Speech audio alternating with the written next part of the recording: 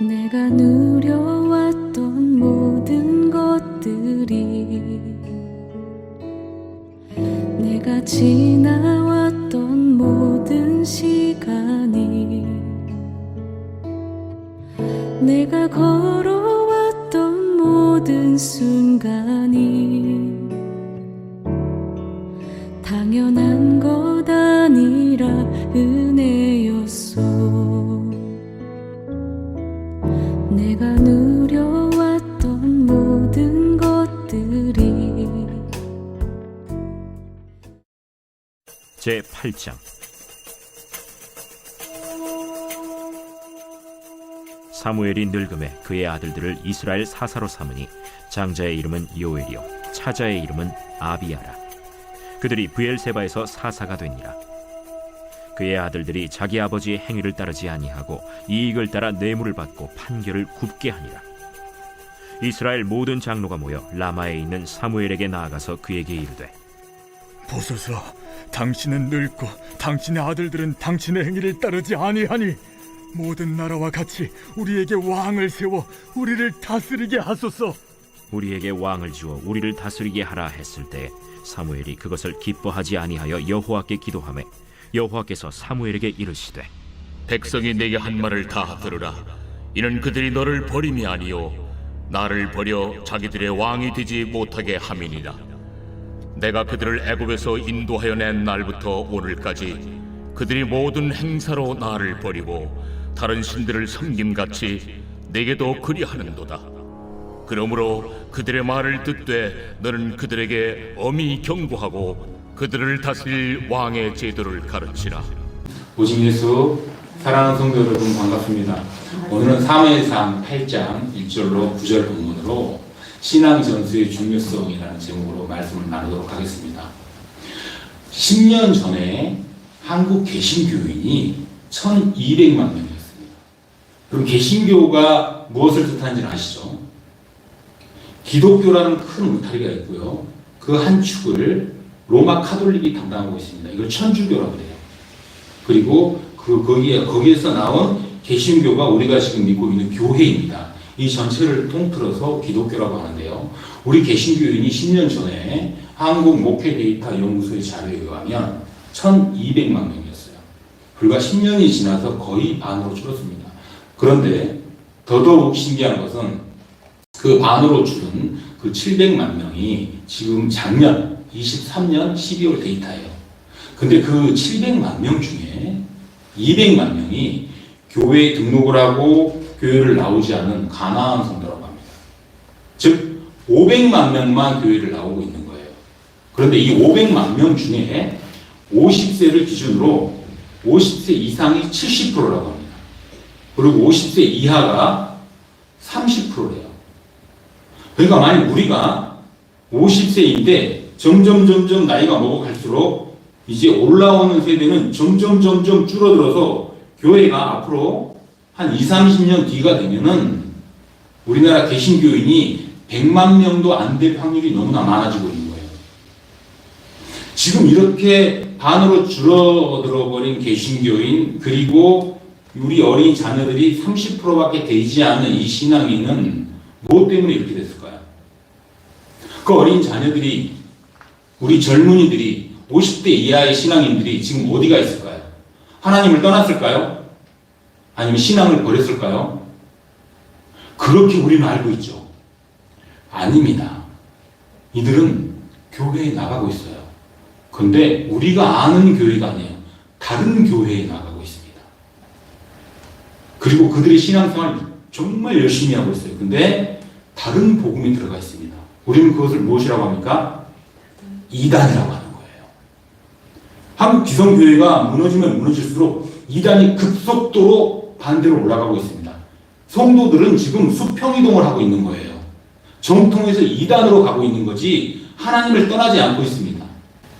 교회가, 가정이 온전한 신앙 전수를 하지 못하기 때문에 우리 자녀들이 대거 이동을 하고 있는 거예요. 그럼 우리가 문제입니까? 부모가 문제입니까? 아니면 우리 자녀들을 미혹하고 너무나 능력 있게 활동적으로 포기하고 있는 이단이 문제입니까? 거기에 확 넘어가 버리는 자녀가 문제입니까? 어느 게 답인지는 모르지만 현실적으로 문제가 어딘가에는 있다는 걸 우리는 알 수 있어요. 오늘 본문도 마찬가지입니다. 이스라엘의 마지막 사사인 사무엘이 이제 나이가 먹어가지고 은퇴할 시기가 됐어요. 두 아들 요엘과 아비야에게 사사직을 물려주고 은퇴를 하려고 하는데 온 이스라엘의 대표 장로들이 모여서 사무엘에게 회의를 시작한 거예요. 당신의 두 아들이 사사가 되어 이스라엘 다스리는 것을 우리는 용납할 수가 없다. 왜냐? 당신의 두 아들은 너무나 패약하기 때문에 그들이 이스라엘을 다스리면 이스라엘은 망할 것이다. 그러니까 다른 나라처럼 우리에게 왕을 세워달라고 해요. 누구 때문에 그런다고요? 사무엘의 두 아들 때문에 그런다고 해요. 이스라엘의 죄가 여기서 나타나지 않습니다. 언뜻 인간적인 시각으로 보기에는 되게 합당한 요구를 해요. 이스라엘을 살리기 위해서 패약한 사사다 이스라엘을 다스리는 것을 못마땅하게 여기서 왕을 세워달라는 게 뭐가 잘못입니까? 아무 문제가 없어 보여요. 그리고 이들이 지금 두 아들을 지적하고 있는데 사실은 사무엘을 지적하고 있는 거예요. 당신이 자녀 교육을 잘못 시켰잖아. 신앙 전수를 제대로 하지 않았잖아. 라고 사무엘을 지적하고 있는 것입니다. 사무엘이 잘못했습니까? 아니면 이스라엘 백성이 잘못했습니까? 아니면 두 아들이 잘못했습니까? 우리는 명확한 답을 알 수는 없어요. 그렇지만 성경을 통해서 한 발 한 발 찾아갈 수는 있습니다. 지금으로부터 3000년 전 BC 1067년 여호수아를 필두로 가나안 정복 전쟁이 완전히 끝나고 가나안에서 거룩하게 다스려야 되는 이스라엘 민족이 가나안 족속과 섞여서 하나가 돼버려요. 하나님의 진노가 극에 달해서 하나님이 이스라엘을 처참하게 심판하십니다. 그게 이스라엘 역사상 지워버리고 싶은 330년 사사기가 생기기 시작하는 거예요. 첫째 사사 온니엘로부터 12번째 사사 삼손까지 그 330년이 처참하게 끝나갈 무렵 하나님은 마지막이자 특별한 사사 사무엘을 불러 세웁니다. 당대의 최고의 인물로 떠오르는 사무엘이 어떤 사람입니까? 한나의 어머니의 눈물로 낳은 아이예요. 태어나서 젖되자마자 하나님께 바쳐진 나실입니다. 또 어떻습니까? 이스라엘 최초 왕인 사울왕을 기름 부어 세워요. 그리고 이스라엘 가장 위대한 왕인 다윗을 기름 부어 세웁니다. 또 어떻습니까? 나는 기도를 쉬는 죄를 범하지 않겠다. 엄청난 기도에 용서합니다. 사무엘은 이스라엘 역사상 삼중직을 가장 완벽하게 수행한 사람이에요. 자, 모세는 선지자였죠. 그리고 사사의 개념까지, 판관의 개념까지 다 같이 했어요. 그렇지만 제사장은 아론과 아론의 후대들이 했습니다. 지금 사무엘은 레위 지파의 후손이에요. 제사장까지 겸하고 있습니다. 이 삼중직을 완벽하게 수행해낸 사무엘, 과연 행복했을까요? 그렇게 행복했다면 두 자녀를 그렇게 키웠을까요? 그렇게 위대했던 한 사무엘이 어떻게 두 자녀는 그렇게 처참하게 키웠을까요? 사무엘에 대해서 우리는 성경은 어떤 힌트를 주지 않아요. 행복했다? 위대했다? 왜 두 자녀를 그렇게 키웠다? 답이 나오지 않습니다. 하지만 우리는 성경을 통해서 사무엘을 왜 이렇게 자녀 교육을 부족하게 했는지를 우리는 약간 예상해 볼 수가 있습니다. 이제 그 안으로 들어가 보겠습니다. 조건이 있습니다. 기존에 있는 고정관념을 살짝 내려놓으시고 사무엘을 재평가할 거예요. 아, 그런 시각으로 볼 수 있구나라고 받아들이시면 되지, 어떻게 사무엘을 그렇게 평가하느냐 이렇게 보시면 불편하실 거예요. 마음을 살짝 내려놓고 들어가 보시기 바랍니다. 사무엘은 태생이 불행한 사람입니다. 한나의 욕심으로, 눈물의 기도로 태어난 사람이에요. 왜 한나의 욕심입니까? 한나는 오로지 하나님을 위해서 온전하게 기도한 사람이 아니에요. 분인나에게 불편해서 분인나에게 뭔가 이겨보려고 욕심으로 기도한 사람이에요. 왜 분인나에게 이겨보려고 했습니까? 분인나가 일단 무시하는 거 둘째치고 분인나에게는 아들이 있었어요. 그것도 아들들이 있었습니다. 원문에 보면 남성 복수가 자식이라고 나와 있어요. 여러 아들이 있었다는 얘기예요. 당시에 이스라엘은 부모의 재산을 상속받을 수 있는 사람이 아들이었어요. 특수한 경우에 딸도 있었지만 대부분 아들이 상속을 받습니다. 만일에 엘가나가 죽고 한나가 자식이 없고 아들이 없다면 모든 상속권은 분인나의 아들에게 가요. 그럼 분인나는 이 가정의 최고의 지휘자가 되는 거예요. 한나는 최하의 삶을 살 수밖에 없습니다. 그게 한나의 눈에 보인 거예요. 그러니 한나는 하나님께 아들만 주면은 하나님께 바치겠습니다 하는 그런 합의까지 이루어가면서 기어이 아들을 얻게 되는 거예요. 이게 축복 속에서 얻은 아들입니까? 욕심 속에서 얻은 아들 맞습니다. 눈물로 기도는 했지만 그게 욕심의 눈물의 기도예요. 그렇게 얻은 아들을 한나는 젖될 무렵에 엘리 제사장에게 사무엘을 갖다 줍니다. 젖될 무렵이라 하면 보통 12개월에서 24개월 그 즈음을 얘기합니다. 아이가 인성이 가장 발달하고 삶 전체를 뒤흔들 만한 사고가 생기는 기간이라고 많은 전문가들이 얘기를 합니다. 그때 한나는 이 귀한 아들을 더 교육을 시키지 않고 신앙 전수를 더 시키지도 못하고 엘리 제사장에게 갖다 줍니다. 이거는 하나님께 바치는 굉장히 귀한 일이죠. 사무엘 입장에서도 그럴까요? 소년기도 아니고 유아기도 아니고 거의 그냥 아기인 이 아이를 버린 거예요. 하나님께 갖다 바친다는 이유로 사무엘 입장에선 버림당한 것입니다.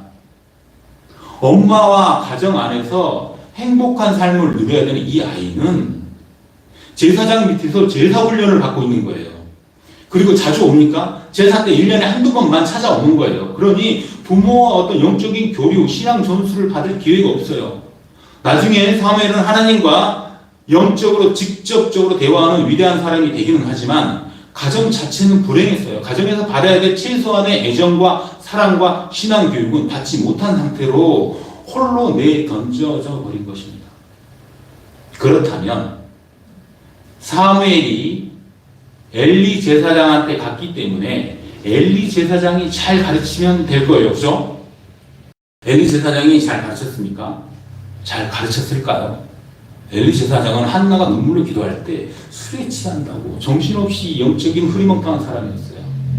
그리고 엘리 제사장 두 아들 홈리와 비나스는 어땠습니까? 진짜 그 제단 앞에서 처참한 짓을 저지르는 아주 악한 사람들이었어요. 얼마나 심했냐면 나중에는 언약궤까지 블레셋에 뺏기는 그런 폐악을 저지르고 죽어요. 그로 인해서 엘리 제사장까지 죽어버립니다. 사무엘이 엘리 제사장한테서 가족 간의 우애와 사랑과 신앙 전수를 과연 배울 게 있었을까요? 영적으로 그 흐려진 제사장 밑에서 오직 사무엘을 끌고 가는 분은 하나님 뿐이셨어요. 근데 하나님이 온전히 이 모든 걸 다 해주면 좋은데 하나님께서는 가족, 부모, 형제를 줘서 그 안에서 받아야 될 혜택을 따로따로 세팅을 해 놓으신 거예요. 근데 사무엘은 그것을 못 받은 거예요. 하나님과 영적 교류는 엄청나게 했겠지만 그렇기 때문에 사무엘은 두 아들을 온전하게 키울 수가 없었습니다. 사랑으로 온전하게 키울 수가 없었어요.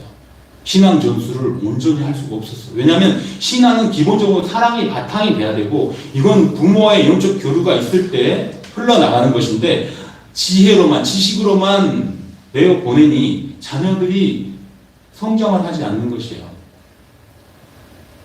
이 사무엘이 이런 과정을 겪고 나서 어떻게 됐습니까? 그럼에도 불구하고 사무엘이 위대한 선지자입니까? 맞습니다. 그런데 사무엘이 한 행적을 보면 그닥 기쁘지만은 않아요. 이제 사무엘을 하나하나 분석해 보겠습니다. 사무엘은 사랑의 결핍과 자녀 교육의 부재로 뭔가를 불편하고 부족한 상태로 계속 살아가고 있는데 그때 이스라엘의 위대한 제사장과 선지자가 돼요. 그러면서 첫 번째 한 일이 너무너무 강직해서 대나무처럼 부러지는 일을 해요. 그게 뭐냐면 당신이 세운 사울왕, 이스라엘 초대왕이 아말렉과 블레셋과의 전투에서 실수를 몇 가지 합니다. 자, 그러면 이때 당시에 이 상황에서 자기가 세운 왕이 무슨 잘못을 했을 때 뭐라고 해야 되나요? 너 다시는 그런 실수하면 안 돼. 이러면 큰일 나. 내가 너를 위해서 하나님께 기도하마. 모세가 이스라엘 백성을 위해서 기도했듯이 하나님 죄송합니다. 이 왕을 보살펴 주십시오. 능력을 주시옵소서 기도를 해야 되는데 지적을 해요. 그리고 엄청 혼을 냅니다. 왕 일을 뺏어가 버려요. 이게 사무엘이 할 일은 아니잖아요. 너무 대쪽 같은, 사랑이 없는 대쪽 같은 강직한 성격으로 자라나요. 그러고 나서 나중에 이와 같이 돼서 하나님이 너 이새의 집에 가서 그 아들 중에 한 명을 왕으로 기름 부어라 그래요. 그랬더니 사무엘이 하나님께 뭐라고 하냐면요. 하나님, 지금 내가 사울을 내쳤잖아요. 그래서 사울이 지금 나한테 안 좋은 감정을 가지고 있어요. 내가 만일 당신을 놔두고 다른 왕을 기름 부은다고 하면 사울이 죽이려고 할 것이에요. 그래 나는 죽을까봐 두려워서 못 가겠습니다. 그래요. 사무엘은 두려움에 가득 찬 사람을 보여줍니다. 여차저차해서 제사를 지낸다는 핑계로 갑니다. 가서 이새의 7 아들을 만나요. 그때 사무엘이 하나님께 기도해서 이가 그 사람입니까? 답을 주십시오라고 했어야 되는 건데 자기 소견에 오른 대로 이새의 7 아들을 다 좋다 그래요. 하나님이 이가 보기에 좋습니까? 이가 보기에 좋으니 이 사람을 기름 부어 세우겠습니다. 하나님이 아니다 그러잖아요. 7 아들 다 아니다 그래요. 다 자기 소견에 좋은 대로 얘기를 했는데 하나님이 다 캔슬하는 거예요. 결국 다윗에게 기름 부으긴 했습니다. 이렇게 사무엘은 점점 강직해지고 두려워하고 자기 자랑만 하는 사람으로 성장하게 돼요. 나중에는 어떻게 됩니까? 교만까지 해요. 사무엘 12장에 보면은 사무엘이 자기 자랑을 겁나 합니다. 히스기야처럼. 내가 뭘 했고 뭘 안 했고 탐내지 않았고 뺏지 않았고 내가 잘못한 게 뭐 있느냐. 하물며 나는 기도를 쉬는 죄를 범하지도 않았다. 이게 오른손이 한 일을 왼손이 모르게 하는 상황입니까? 그냥 내놓고 성경과 발리산주 사거리에서 기도하는 것처럼 다니는 거예요. 정말 보기 좋지는 않습니다. 이렇게 사무엘은 자기 교만과 자기 자랑에 빠집니다. 그리고 결정적으로 오늘 본문에서 어떤 일이 벌어집니까? 장로들이 2 아들을 사사에서 내려놔라. 그리고 왕을 세워달라고 얘기를 할 때 사무엘이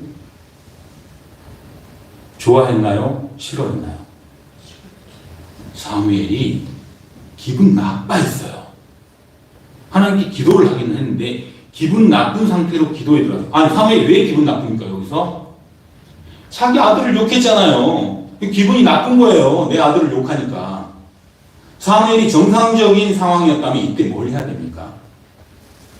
이 사람들아 내가 잘못했네. 내가 아들을 잘못 키웠으니까 내 아들을 사사에서 빼고 당신들이 추천하는 또한 성령과 충성심이 있는 누군가를 사사로 세우세. 그래서 그 사람이 이스라엘을 다스리게 하면 되지 않는가. 이렇게 얘기를 하고 합의점을 찾아야 되는 거예요.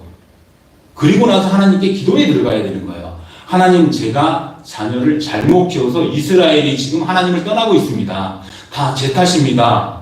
회개합니다. 용서하여 주십시오라고 회개의 기도에 들어갔어야 되는 거예요. 그런데 그거 안 했어요. 그냥 하나님께 자기 백성을 고자질했어요. 저 장로들이 왕을 세워달라는데 하나님 어떻게 하면 좋아요? 그러고 나서 마지막으로 사무엘이 그 장로들이 그 요구를 한 거를 역사적으로 있었던 사실이에요. 있었던 예정이에요. 근데 그것마저도 밝히지 않습니다. 이 백성들에게. 자, 신명기 17장에 보면은 모세가 너희들이 나중에 가나안 땅에 들어가게 되면은 왕이 필요할 때가 있을 것이야. 그때 왕을 세울 때 이렇게 세워라 라고 얘기를 해줍니다. 그 세 가지 조건이 뭐 있었죠? 병마를 많이 두지 말고, 아내를 많이 두지 말고, 은금을 많이 두지 마라 그랬잖아요. 그 얘기가 모세 입에서 이미 나왔던 거예요. 나중에 이스라엘에 왕이 세워질 거라는 걸 모세가 예언을 한 거예요. 이걸 사무엘이 몰랐을까요? 알았겠죠. 알았는데도 그것을 입을 꽉 다물고 하나님께 기도를 했어야 되는 거예요. 하나님, 그때가 이때입니까? 이제 왕이 세울 때가 됐습니까? 그러면 누구를 세우면 좋겠습니까? 이렇게 기도를 했어야 되는 거예요. 사무엘은 태어날 때부터 성장할 때 그리고 사역하는 모든 과정에서 너무나 많은 결핍을 보여줘요. 그게 무슨 어디서 온 결핍입니까? 한나한테서 온 결핍이에요. 한나가 신앙 전수를 제대로 못했고 그 못 받은 상황에서 하늘의 사역의 위대함, 대단함, 파워만 받은 거예요. 그러니 자녀에게 그게 전승이 안 되는 거예요. 왜냐하면 자녀는 또 자녀대로 하나님께 받아야 되는데 이 친구들한테 제대로 전승을 못하니까 이 친구들은 여기서 끝나버리는 거예요. 그래서 이 두 자녀가 그렇게 폐악한 결과를 맞이하게 됩니다. 그런데 하나님은 여기서 왕을 세우는 걸 허락해요. 그들이 너를 버리는 것이 아니라 나를 버렸다 그러면서도 왕을 세우는 걸 허락합니다. 여러분, 우리 여기서 정말로 중요한 한 가지 포인트를 체크하고 지나가야 됩니다. 여러분, 우리가 기도를 해요. 그럼 하나님은 하나님 마음에 안 들어도 기도를 들어줄 때가 있습니다. 신약에 보면 탕자의 비유 때 그래요. 탕자가 모든 재산을 상속으로 달라 그러니까 아버지가 줘요. 좋아서 줬겠습니까? 마음에 안 드는데 주는 거예요. 이건 뭐예요? 심판이에요. 기도를 들어주는 것이 심판이 돼버리는 거예요. 그 아들이 나가서 돼지우리에 가서 주염 열매를 다투는 자가 돼요. 노예가 돼버린 거예요. 부모를 떠나서. 이스라엘이 나중에 어떻게 됩니까? 열왕기 역대기를 통해서 수많은 왕들을 통해서 고통을 받는 민족으로 자라나요. 하나님은 지금 이 말을 통해서 들어주는데 심판을 하고 계시는 거예요. 여러분, 기도가 다 들어준다고 해서 좋은 건 아닙니다. 우리가 온전하고 합당한 기도의 기준을 삼지 않으면 정말로 말도 안 되는 기도를 하나님이 들어주실 수도 있어요. 여러분, 교회 안에서 심판이 있을 거라는 걸 들었죠? 알고 계시죠? 교회 안에서 심판과 구원이 동시에 일어난다고 우리는 수없이 많이 들었습니다. 그러면 믿는 자들이 모여있는 교회에서 어떤 믿는 자가 있고 어떤 믿는 자가 있는데 믿음의 강약에 따라서 심판과 구원이 벌어지나요? 아니에요. 믿는 사람은 무조건 구원을 받는다고 제가 얘기했죠. 바로 이렇게 심판이 나타나는 거예요. 신앙 전수가 온전히 자녀에게, 성도에게 이루어지지 않으면 거기서 하나님과의 단절이 일어나는 거예요. 말씀이 끊어지는 거예요. 그게 심판입니다. 물이 없어서 가람이 아니고 먹을 게 없어서 배고픈 게 아니에요. 하나님의 말씀이 없으면 그 즉시 심판이 이루어지는 것입니다. 한 가지 다행인 것은 하나님이 사무엘에게는 아무 말도 안 해요. 여러분, 우리는 지금까지 사무엘을 막 되게 안 좋은 상황으로 끌고 갔는데 하나님은 한마디도 안 해요. 이게 뭐죠? 우리가 지난 몇 주 동안 내내 목사님께서 창세기를 끌고 가면서 아브라함을 이렇게 얘기하고 계세요. 복의 근원이 된 아브라함, 갈대아우에서 끌고 나온 아브라함, 도대체 이해할 수 없는 일을 해나는 아브라함을 하나님은 혼내지 않아요. 왜냐? 내가 너를 책임지겠다고 약속을 했기 때문에. 그래서 말도 안 되는 아내를 팔아먹는 바로와 아비멜렉, 그 사람들만 혼내는 거예요. 그리고 나날이 아브라함을 번성합니다. 사무엘도 마찬가지예요. 하나님이 택한 자는 실수를 해도 잘못을 해도 넘어져도 하나님이 결코 버리지 않습니다. 이스라엘도 버리진 않아요. 훈련을 너무 강하게 시키는 거예요. 그래서 너무 힘들게 광야를 걷게 되는 겁니다. 이것이 한 가지 다행이긴 해요. 오늘 본문에서 말씀을 맺겠습니다. 그럼 우리는 우리만 잘하면 되나요? 이제 우리가 부모로서 우리만 잘하면 되나요? 기도를 쉬는 죄를 범하지 않고 말씀을 사모하여 예배를 충실히 참석하며 온전한 11조로 하나님을 섬기고 경건한 행위와 헌신으로 교회를 위해서 최선을 다하면 결과가 어떻게 될까요? 우리만 구원받아요. 우리 자녀는 우리의 기도로 구원받지 않습니다. 우리의 기도가 아무리 쌓여도요, 자녀의 구원하고는 아무 관계가 없습니다. 나중에 가게에 흐르는 저주와 비유해서 부모와 자녀의 축복과 저주가 어떻게 흐르는지를 설교를 한 번 더 해드릴 건데요. 우리만 구원받아요. 우리 자녀들에게 우리가 신앙 전수를 하지 않는다면 자녀들은 그대로 세상에 내던져져서 사단의 밥이 됩니다. 그렇게 되면 어떻게 될까요? 이단에 가는 거예요, 이단에. 가정은 작은 교회입니다. 우리 하나하나가 작은 교회듯이 가정도 작은 교회예요. 작은 교회면 뭘 해야 됩니까? 가정 안에서 말씀을 선포하고 내가 말씀을 선포하고 내 자녀에게 자녀교육과 신앙 전수를 해야 돼요. 만일 그게 온전하게 되지 않으면 자녀는 반드시 수평이동을 합니다. 그리고 이단에 빠지게 돼요. 제가 이단에 빠진 사람들을 정말 많이 만나봤어요. 근데 이 사람들이 하나같이 한 말이 이래요. 우리 교회에서는 그런 거 안 가르쳐 주던데. 우리 목사님은 그거에 대해서 한 번도 설교를 안 하시던데 그래요. 아니, 안 했겠어요? 했어요. 했는데 우리는 우리의 삶과 성령의 은혜와 하나님의 인도하심에 맞춰서 설교를 하는 거예요. 그러다 보니 쪽집기 교육은 아닌 거예요. 죄를 죄라고 말하지 않고 은혜라고 얘기하는 이런 거룩한 성령의 흐름을 우리는 끌고 가는 게 예배당입니다.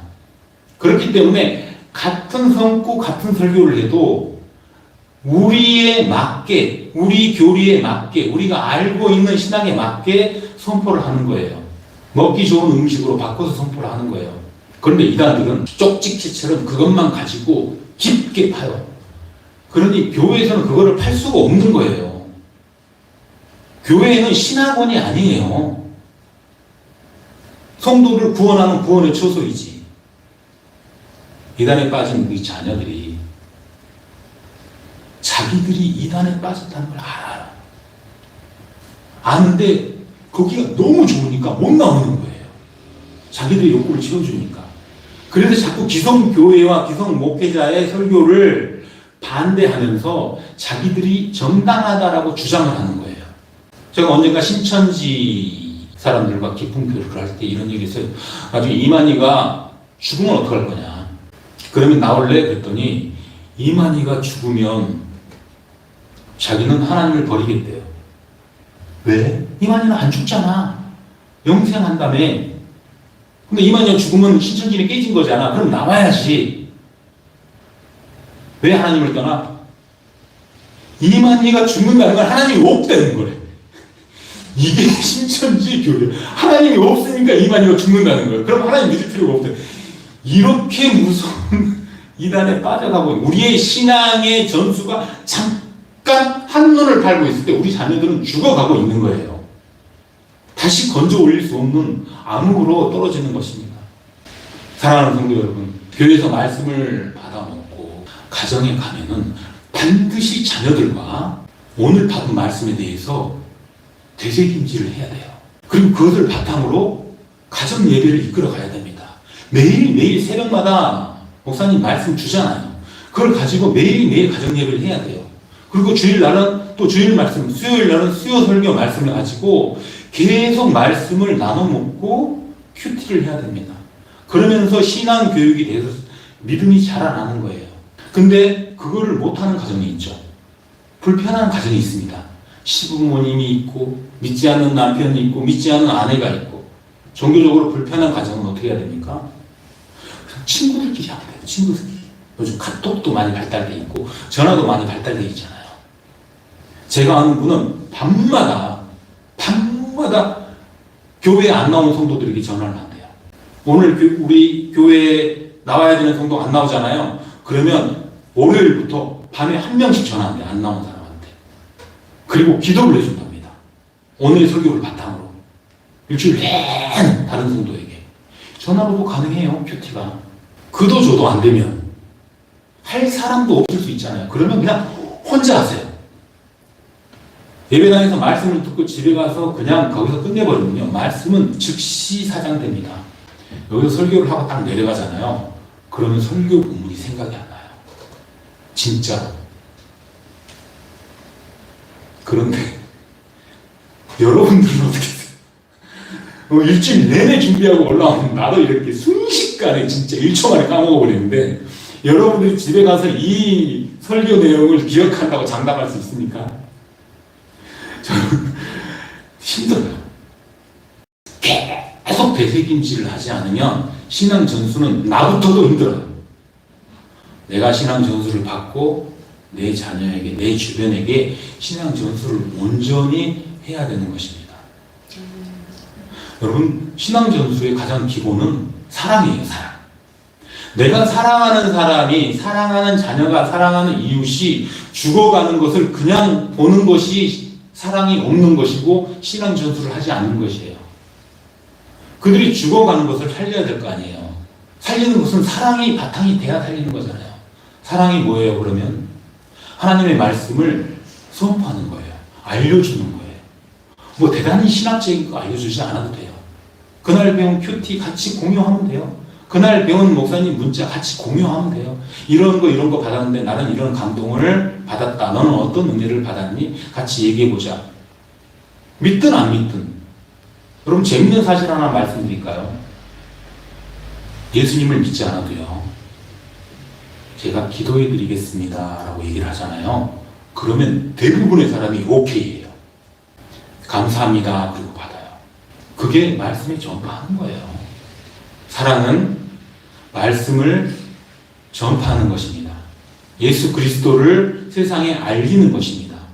그리고 가장 중요한 내 가정을 신앙 전수로 이끌어 가시는 것입니다. 사랑하는 성도 여러분, 저와 여러분이 한날 한시에 같은 자리에서 신앙 전수를 하지 못하더라도 각자 자기의 자리에서 하나님의 말씀을 주변과 이웃에게, 자녀에게 전파하는 그런 사람이 되기를 축복합니다.